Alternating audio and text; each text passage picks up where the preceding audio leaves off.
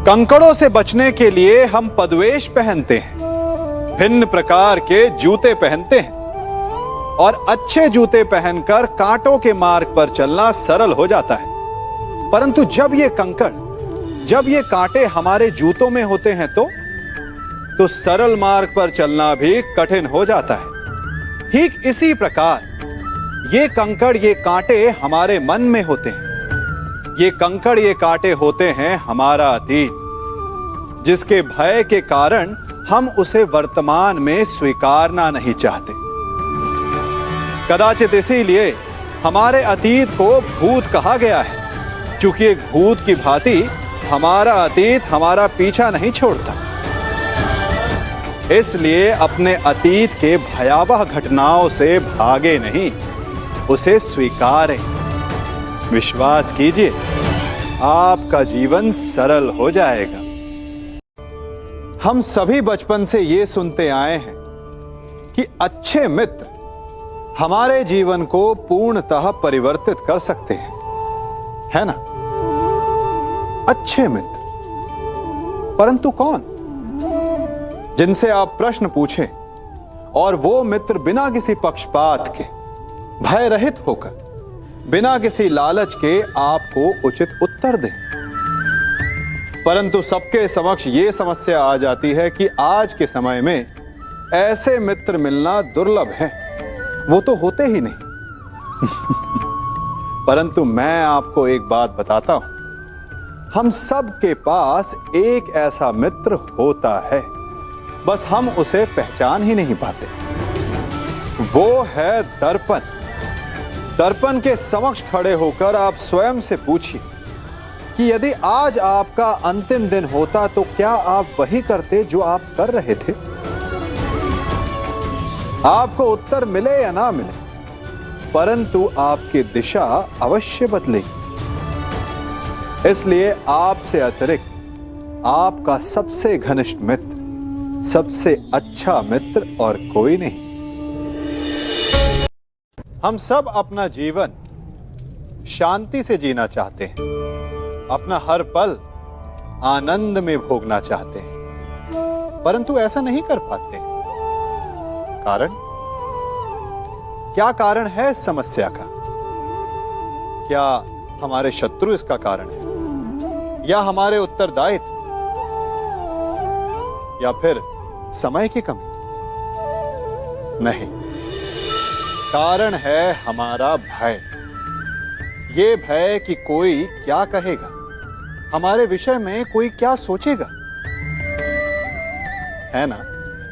हम स्वयं जीते हैं, स्वयं मरते हैं, तो फिर जीते समय संसार की चिंता क्यों करते हैं? हाँ, संसार का अहित ना करें, ये बात अवश्य ध्यान में रखने योग्य है। परंतु संसार के सोच की चिंता करके स्वयं का जीवन नष्ट कर, ये कहां तक सही?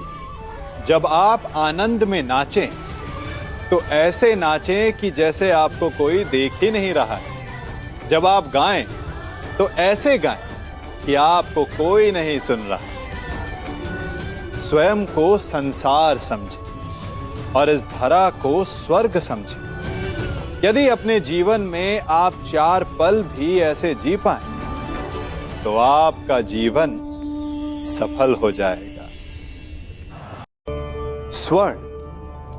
हम सभी को अपने जीवन में स्वर्ण से कभी ना कभी कुछ ना कुछ थोड़ा या अधिक मोह होता ही है ना? परंतु क्या आपने कभी सोचा कि स्वर्ण को प्राप्त कैसे किया जाता है? जब भूमिगत खदानों से स्वर्ण को निकाला जाता है तब वो एक पाषाण की भांति होता है। ऐसा पाषाण जिससे आप किसी को भी मार सकते हैं, परंतु उसे आभूषण के रूप में स्वयं के शरीर पर धारण नहीं कर सकते। यदि उसे आभूषण बनाना है तो उसे लंबी यात्राएं करनी होती है, उस पाषाण को पिघलना होता है, सोनार के हथौड़ी की अनेकों चोटें खानी पड़ती है, फिर काट छाट और उसके पश्चात जाकर वो ऐसा आभूषण बनता है जो हमें वर्षों तक, सदियों तक लुभाता रहता है। इसलिए यदि आपको समय पर विजय पानी है तो स्वयं के निर्माण पर समय देना होगा। जीवन में हम सबसे अधिक किससे बचकर रहते हैं? किससे चिढ़ते हैं? सोचिए। उत्तर मिल गया ना।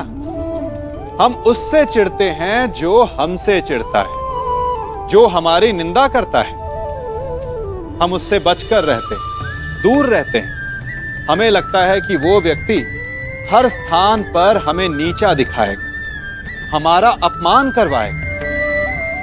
परंतु तनिक सोचिए, क्या एक निंदक से दूर रहना उचित है? नहीं।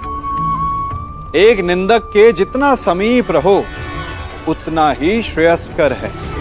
हमारे मित्र हमारी कमियों को छिपाते हैं, हमारी भूलों को दबाते हैं, परंतु एक निंदक हमारी कमियां हमारे समक्ष लाता है, हमें हमारे वास्तविक रूप से अवगत करवाता है। अपनी कमियों को समझकर हम उन्हें सुधार सकते हैं, अपने व्यक्तित्व को संवार सकते हैं। इसलिए निंदक के लिए अपने मन में बैर नहीं, सम्मान और धन्यवाद का भाव होना चाहिए।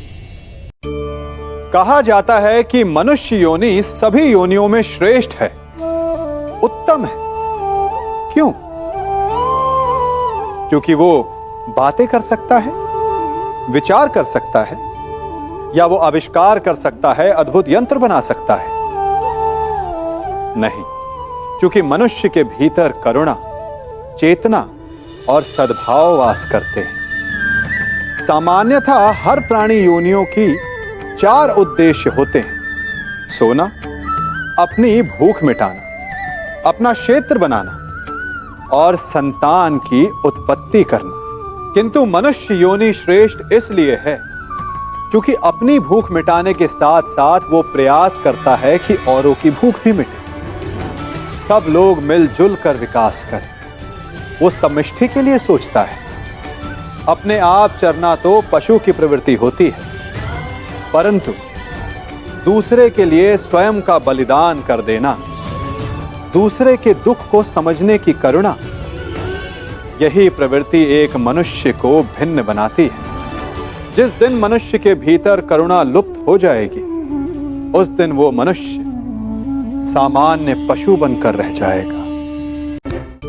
कल मुझे व्यापार में बहुत हानि हुई, कहीं भविष्य में फिर से हानि तो नहीं होगी? मनुष्य भी अपने जीवन में विभिन्न प्रकार के चिंतन करता है। जो बीत गया उसके विषय में रोता है और आने वाले कल अपने भविष्य से भयभीत रहता है। क्या आप भी कहीं इसी प्रकार के चिंतन में डूबे तो नहीं रहते? तनिक सोचिए, जो बीत गया उसे बदला नहीं जा सकता, अर्थात उसके विषय में शोक मनाकर कोई लाभ नहीं। और जो आने वाला भविष्य है, जिसके विषय में कोई नहीं जानता कि कल क्या होने वाला है, उसके विषय में भी चिंता करने से कोई लाभ नहीं। यदि आपको वास्तव में जीवन जीना है तो आज, अभी में जी। यदि आपका आज संवर गए तो आपके अतीत में जो हानि हुई थी उसकी पूर्ति हो जाएगी और आपका आने वाला भविष्य भी संवर जाएगा।